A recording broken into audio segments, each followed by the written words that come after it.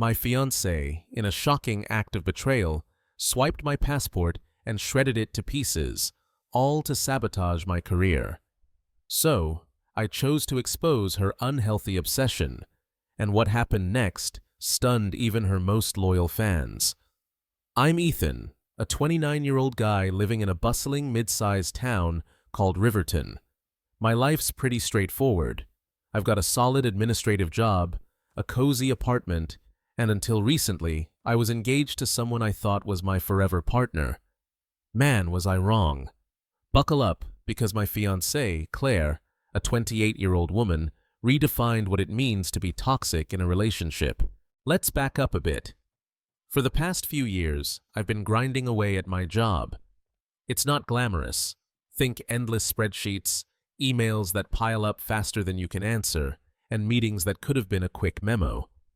But I've been consistent, reliable, and it finally paid off. My boss tapped me for a series of international business trips, and these weren't just quick jaunts for sightseeing or fancy corporate dinners. They were career-defining opportunities, networking events, meetings with high-profile clients, and a real chance to level up professionally. When I broke the news to Claire, she was all smiles at first. She acted thrilled, gushing about how proud she was, and even helping me pick out a sleek new suitcase. She'd say things like, "Ethan, you're gonna crush it out there. Show those big shots what you've got." For a moment, I felt like one of those lucky guys with a partner who genuinely wants to see them succeed. Spoiler alert, I was dead wrong. At first, everything seemed fine. We talked about how I'd call her every night from abroad, how I'd bring back something cool from Europe, and how this could be a stepping stone to bigger things for both of us. But as the weeks rolled by, I started noticing subtle shifts in her vibe. Whenever I mentioned the trip, her face would twitch, not a full-on frown, but a barely-there grimace, like she was trying to keep it together but couldn't quite manage. Then came the weird comments. "Do you really need to go on this trip? Isn't there another way to impress your boss?" Or, "I feel like this company's taking advantage of you, Ethan." I brushed it off, thinking she was just bummed about me being gone for a few weeks. I figured she'd get over it, but instead, she cranked up the intensity. One day, while I was double-checking my itinerary, Claire let out a massive sigh and said, "You know, I just feel like you're putting work ahead of us lately." That threw me for a loop. We'd always been pretty good about balancing our relationship. I reminded her the trip was temporary, not like I was packing up and moving to another country for good. She just shrugged, flashing a tight smile that screamed, "I'm not okay, but I'm not going to tell you why." Now, Claire, how do I put this nicely? She thrives on being the center of attention. Whether it's her birthday, a random Tuesday, or the anniversary of the day she found her favorite nail polish shade, she needs all eyes on her. Don't get me wrong, I'm all for spoiling my partner and making them feel special. But Claire takes it to a level that'd make a reality TV star blush. For example, last month, we went out to dinner with my coworkers, and somehow, Claire hijacked the entire conversation to talk about her job as a graphic designer. By the end of the night, everyone knew her boss's name, her latest projects, and how she'd single-handedly saved the team during a tight deadline. Meanwhile, no one even remembered why we were there. To celebrate a big milestone I'd hit at work. But hey, who needs recognition when Claire's stealing the show? As the trip got closer, her comments went from subtle jabs to openly bitter. She'd say things like, "I bet you're gonna have so much fun without me," or, "What if something happens while you're gone? Who's gonna be here for me?" One time, I jokingly said, "I'll bring you back some fancy chocolate to make up for it," and she shot me a look that could have stopped traffic. One night, we were watching a movie, and I made the mistake of mentioning my itinerary, thinking she'd be interested in the cool details, networking dinners, visits to major offices. Instead, she turned to me and snapped, "So you're just leaving me here alone for 3 weeks and expect me to be fine with it?" I tried to keep things light, saying, "Claire, it's not a vacation. It's for work. It's important." "Important for you," she fired back. "But what about us? Don't we matter?" At this point, I was getting frustrated. I'm not the type to think relationships should be all sunshine and rainbows 24/7, but this was getting ridiculous. Every time I tried to talk about the trip, it turned into an emotional guilt trip about how I was abandoning her. Then came the big red flag. One evening, while I was organizing my travel documents at my desk, Claire leaned against the doorframe and said, "You really don't have to go, you know." I barely looked up. "What are you talking about?" "I'm just saying," she went on, "maybe it's not as big a deal as you're making it out to be. What's the worst that could happen if you stayed? You could miss the flight, and we could spend some time together instead." I paused, my pen hovering over a sticky note. "Claire, I have to go. It's my job." "Yeah, but your job isn't your whole life," she muttered, storming off in a huff. I sat there, staring at my papers, trying to process what just happened. Was she seriously suggesting I ditch this massive opportunity just to hang out at home? Who even thinks like that? But Claire wasn't done. She started slipping in little digs whenever she could, like laughing and saying, "Don't forget your passport. Wouldn't want you to miss your flight." Or, "What if the universe is trying to tell you something and you're ignoring it?" By now, I wasn't just annoyed. I was genuinely uneasy. That brings us to the night before my flight. Everything was set. My bags were packed, my documents were ready, and I was feeling good. Then I opened the drawer where I always keep my passport, and it was gone. I stood there, frozen, staring at the empty space, willing it to appear. But it was nowhere to be found. That sinking feeling hit me like a truck. This wasn't a misplaced sock or the TV remote. My entire trip, my career, depended on this one document, and it had vanished. My hands shook as I tore through the desk, shoving, therefore, notebooks and random junk aside. Nothing. "Ethan, what's going on?" Claire's voice drifted in from the doorway. I glanced up to see her leaning casually against the frame, her hair wrapped in a towel like this was just another night. "My passport's gone," I said, my voice strained as I rifled through another drawer. She tilted her head, frowning. "Gone? That's weird. Are you sure you didn't put it somewhere else?"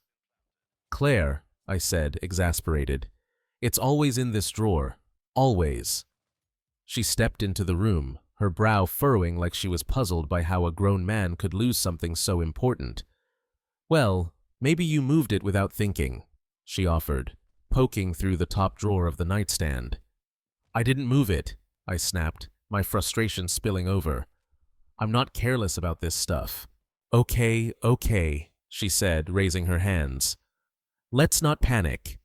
We'll find it."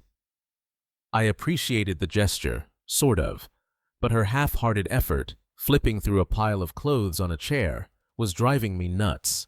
I needed her to care as much as I did, but she was acting like it was no big deal. "I've already checked there," I said, pointing to the spot she was rummaging through. "You never know," she replied with a shrug, barely glancing up. I turned away, muttering under my breath, and yanked open the closet door. My brain was racing, trying to figure out where it could have gone. I'd seen it 2 nights ago when I was double-checking my documents. I remembered holding it, flipping it open, and putting it back in the drawer. So where was it now? We tore the room apart, or rather, I did. Claire floated around like she was on a scavenger hunt she didn't care about, opening drawers, glancing inside, and moving on without digging. "You sure it's not at the office?" she asked, leaning against the dresser. "Why would it be at the office?" I shot back, pulling out a stack of papers from under the bed. "Maybe you brought it there to show someone," she said. I didn't even bother responding. Her suggestions were only making me angrier. "What about the kitchen?" she offered next. "The kitchen?" I repeated, my voice dripping with sarcasm. Why would I keep my passport in the kitchen? I don't know, she snapped. I'm just trying to help. It felt like we were going in circles. I was turning the apartment inside out, cushions off the couch, drawers emptied onto the floor, even rummaging through the laundry hamper for some insane reason. Every second felt heavier, like time was crushing me. Ethan, calm down, Claire said, her voice softer now. We'll find it. I don't need to calm down, I growled, moving to another corner of the room. I need my damn passport. She sighed dramatically, and I could feel her eyes on me, probably wondering if I was losing it. Maybe I was, but who wouldn't? My flight was in less than 10 hours, and my future was slipping away. Then she said something that stopped me cold. Maybe you're not supposed to go. I looked up from where I was crouched, narrowing my eyes. What? I'm just saying, she continued, her tone almost wistful. Maybe this is the universe's way of telling you to stay. Maybe something bad could happen if you go. Or maybe you're supposed to focus on what really matters. Like us. I stared at her, trying to process her words. Claire, you're saying the universe wants me to miss this trip? The trip that could define my career? She shrugged, avoiding my gaze. I'm just trying to help you see the bigger picture. I shook my head, biting back a retort, and dove back into my search. But as I dug through a box of old electronics cables, something clicked. A memory from 2 nights ago, Claire standing in that same doorway, watching me organize my documents. Her tone hadn't just been sad, it had been sharp, almost annoyed. I'd brushed it off then, but now it was glaringly obvious. My stomach sank. Claire was still there, scrolling through her phone like she'd given up on helping. My eyes drifted to her bag on the floor by the couch, the one she always carried. I stood slowly, my heart pounding. My rational side screamed at me to stop, to not even think it. But my gut was certain. Claire, I said, my voice tight. Where's your bag? She looked up, confused. What? Your bag, I repeated, already moving toward it. Her frown deepened as she stepped in front of me. Why do you need my bag? What are you doing? Just let me check something, I said, my tone sharper than intended. Her expression shifted to something defensive. Are you serious? You think I have your passport? Her tone, her body language, it was all wrong. I wasn't buying it. I don't know what to think, I said, my voice rising. But I'm checking. She stepped aside, her face hardening, and I grabbed the bag. My hands trembled as I unzipped the main pocket, nothing but tissues, her wallet, and some random junk. Then I felt it. A hidden compartment. My fingers brushed against something flat and firm. My heart skipped as I pulled it out. The navy blue cover with its gold emblem made my stomach lurch. Relief was brief, quickly swallowed by fury and disbelief. She'd taken it. I stood there, gripping the passport, my mind racing. Claire was a few feet away, her eyes widening as she saw what I held. Her face paled, and she froze like a deer in headlights. Claire, I said, my voice low, though I was seething inside. Why is this in your bag? She didn't answer right away, her mouth opening and closing like she was scrambling for an excuse. I don't know how that got there, she stammered, taking a step back, her hands trembling. I held the passport up. You don't know? It just appeared in your bag in a hidden pocket? Her face hardened, and she crossed her arms. Maybe you put it there by mistake, she said, her voice shaky, betraying her attempt at confidence. I couldn't believe her nerve. Claire, don't, I said, stepping closer, my anger clear. You hid my passport. Just admit it. Her eyes darted to the floor, then back to me. She was cornered, and she knew it. Fine, she snapped. I took it, but I wasn't going to keep it forever. I just wanted you to stay. I thought if you missed the flight, we'd have more time together. Her words hit like a punch. I took another step forward. You thought stealing my passport was the answer? Are you out of your mind? Do you realize what you've done? This isn't just a fight, Claire. You nearly destroyed my career. She flinched, but held her ground. I didn't know what else to do, she yelled, her voice cracking. You've been so focused on this stupid trip, your job, and I felt like I didn't matter anymore. I just wanted you to see we need to work on us. Work on us, I repeated, incredulous. You don't fix a relationship by sabotaging your partner.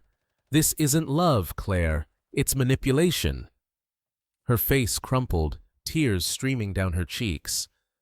I didn't mean for it to go this far, she whispered. I just wanted you to stay.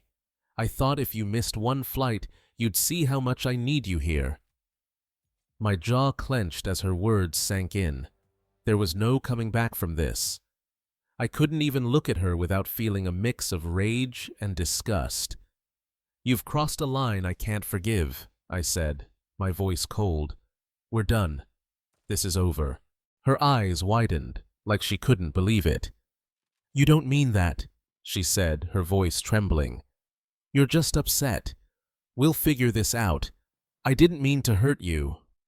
I've never been more serious, I said firmly. We're finished. Pack your things and leave. Her expression twisted into a mix of desperation and fury. You're not leaving me, she screamed, lunging forward. Before I could react, she snatched the passport from my hand and, with a sickening rip, tore it in half. I froze for a second, watching her grip the pieces. What are you doing? I roared, grabbing her wrist before she could do more damage. What's wrong with you? She struggled against me, her free hand flailing.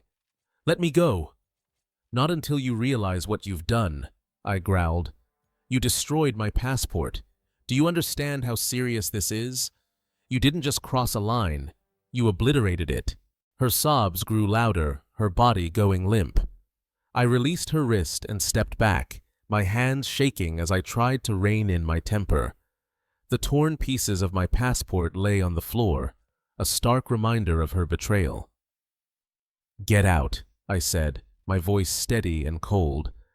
I don't want to see you here when I get back. Take your stuff and go. She sank to the floor, sobbing. Ethan, please, she begged. I didn't mean for it to go this far. I was scared you'd leave and never come back. I was going to come back, I said sharply. But now? There's nothing to come back to. You did this, Claire, not me. Own it. She didn't respond, just sat there crying as I turned away, unable to look at her. My chest felt tight, my anger simmering, but I had to focus. The passport was ruined, but I wasn't letting her derail my future. I grabbed my phone and started searching for solutions.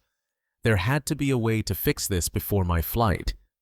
Claire's sobs faded into the background as I dialed a number, adrenaline keeping me sharp.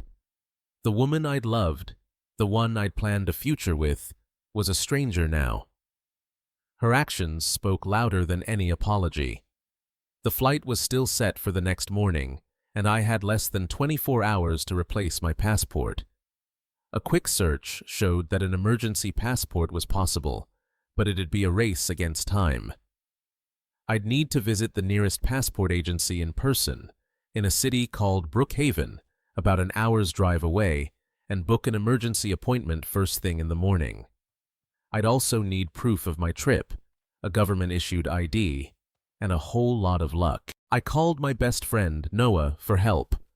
He picked up right away, sensing the urgency in my voice. I explained that Claire had destroyed my passport, keeping my tone as calm as I could. There was a long pause before Noah reacted, clearly floored. I gave him the full story. How she'd hidden it, how I'd found it, and how she'd torn it up after I ended things. Saying it out loud only fueled my anger, but I pushed through. I told Noah I needed a ride to the passport agency to avoid any more interference from Claire. Without hesitation, he agreed, asking what time he should be there. I said it had to be early, 6 in the morning. He promised to show up and, before we hung up, reassured me I was doing the right thing by walking away. His words hit hard, but I knew he was right. After the call, I contacted the emergency passport line and explained my situation. They gave me an appointment for 7:30 in the morning at the Brookhaven agency. I spent the rest of the night gathering what I'd need: my driver's license, my flight itinerary, and an old photocopy of my passport I'd kept for emergencies. By midnight, I was exhausted, but Claire had retreated to the bedroom, and the apartment was quiet. I didn't check on her. Her feelings weren't my problem anymore. At 6 sharp, Noah arrived, looking half asleep, but ready. "Man, you look like you've been through hell," he said. "I have," I replied, climbing into his car. The drive was quiet, except for Noah occasionally muttering about how unhinged Claire's actions were. I knew she could be intense, but this is next level crazy, he said, shaking his head. "She knew what she was doing," I said, staring out the window. "And I can't believe I didn't see it sooner." "Well, now you know," Noah said. "And now you can move on." At the agency, I joined a line of stressed-out people. The process was surprisingly smooth. The staff didn't pry about why my passport was destroyed, though one woman gave me a sympathetic look when I handed over the torn pieces. The waiting was brutal. Every minute felt like an hour, my stomach churning with nerves and frustration. This was all so avoidable, yet here I was, cleaning up Claire's mess. 2 hours later, they called my name. I practically ran to the counter, where they handed me a new passport. Relief flooded me as I clutched it tightly. I'd pulled it off. On the drive back, I called my boss to update him, keeping it brief. There'd been an issue with my passport, but it was resolved. He seemed satisfied and reminded me not to miss the flight. Back at the apartment, Claire was gone. Her stuff was still scattered around, but she wasn't there. I didn't care where she'd gone, as long as she stayed away. I packed quickly, making sure I had everything. My phone buzzed with a message from Claire, a half-hearted apology full of excuses about how she hadn't meant for things to escalate. I deleted it without replying and moved on. By the time I finished, the cab was outside. I grabbed my bags, took one last look at the apartment, and left. It felt empty, but in a good way, like a clean slate. At the airport, everything went smoothly. Security was quick, and the gate wasn't crowded. Sitting in the boarding area, I let myself breathe. The passport in my bag felt like a lifeline, and the trip ahead seemed less daunting now that the worst was behind me. The flight was uneventful, but my thoughts were anything but calm. I kept replaying Claire's betrayal, her calculated moves fueling my frustration. It was clear I couldn't just walk away. I had to address this. Once I landed and got through the first day of meetings, I took a moment to regroup. The trip was thanks to a strong start, and my boss was impressed. But I couldn't let Claire's chaos linger. During a break, I contacted a lawyer Noah had recommended, a guy named Daniel Harper. I laid out everything: the stolen passport, the destruction, and how it nearly cost me my career. Daniel confirmed that Claire's actions were legally serious. Destroying a passport and interfering with travel could have consequences. He advised me to document everything and prepare for legal action. As I pushed through the trip, I focused on work. The meetings were intense, and the networking was exactly what I'd hoped for. My boss pulled me aside halfway through to praise my work, hinting at bigger opportunities down the line. Knowing I'd impressed him despite everything gave me a renewed sense of purpose. But back home, a storm was brewing. Claire had a decent TikTok following, a few hundred people who loved her quirky, bubbly content. She often overshared about her life, but now she'd turned her platform into a weapon. While I was halfway across the world, she posted tearful videos painting herself as the victim, claiming she'd been abandoned by her partner before a big trip, left to pick up the pieces of a shattered relationship. She conveniently left out the passport incident, crafting a narrative to gain sympathy. The videos went viral fast, and the comments were brutal. People took her side without hesitation, calling her brave for sharing her story. Mutual acquaintances chimed in, fueling the fire, and soon strangers were digging up my accounts and sending hateful messages. My Instagram and LinkedIn were flooded with accusations from people who didn't know me, some even trying to report my accounts multiple times. At first, I was furious. Claire's spin on the story was so far from reality, it felt like a slap in the face. But as Daniel advised, I saved everything.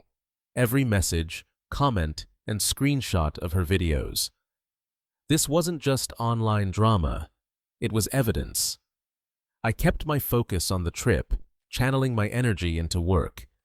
My boss's praise and the promise of future opportunities gave me purpose, even as Claire's online campaign grew.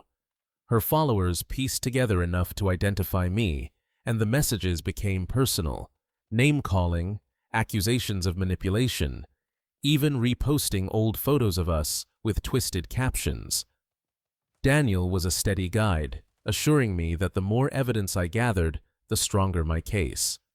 Claire's actions were building a clear pattern of behavior. By the trip's end, I had a plan. Return home, meet with Daniel in person, and file a formal complaint. The passport incident alone was grounds for action, but her social media campaign added another layer. She was trying to ruin my reputation. The last night abroad, I spent organizing everything: screenshots of her videos, copies of the hateful messages, and a detailed timeline of events. My anger had transformed into resolve. Claire thought she could control the narrative, but the truth was on my side. Landing back home felt like a fresh start, though the storm wasn't over. I had meetings lined up with Daniel to finalize the case, and loose ends like the apartment lease to tie up, but I felt in control. Daniel moved fast, filing complaints against Claire for destruction of property and interference with travel. The evidence, the torn passport, her messages, her videos, was damning. She was formally served, and though I didn't attend the proceedings, Daniel kept me updated.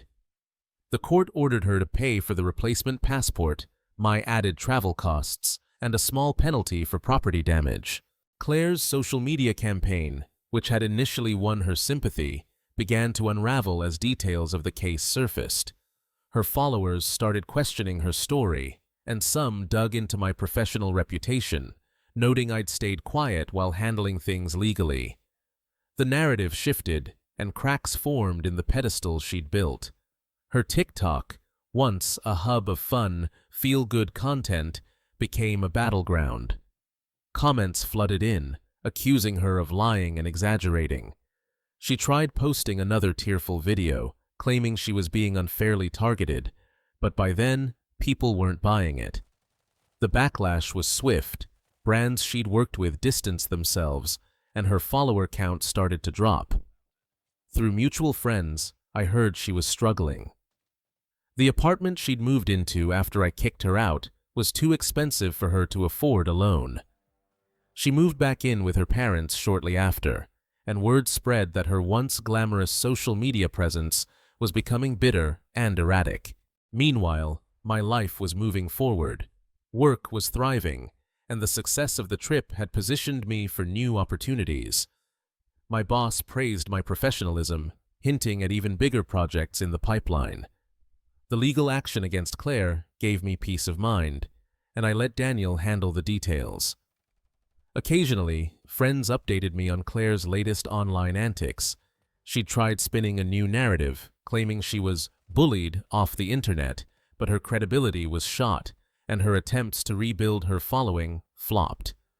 But Claire wasn't ready to let go. One evening, after a particularly long day at work, I arrived home to find her sitting on the steps outside my new apartment building in Riverton. She looked different, tired, disheveled, far from the confident person she once projected. In her hand was the engagement ring. "Ethan," she said softly, standing as I approached. I just stared, keeping my distance. "I just want to talk," she said, her voice trembling. "Please." I crossed my arms. "There's nothing to talk about, Claire. You made your choices." Tears welled up in her eyes, and she held out the ring like a peace offering. "I messed up, I know, but I love you.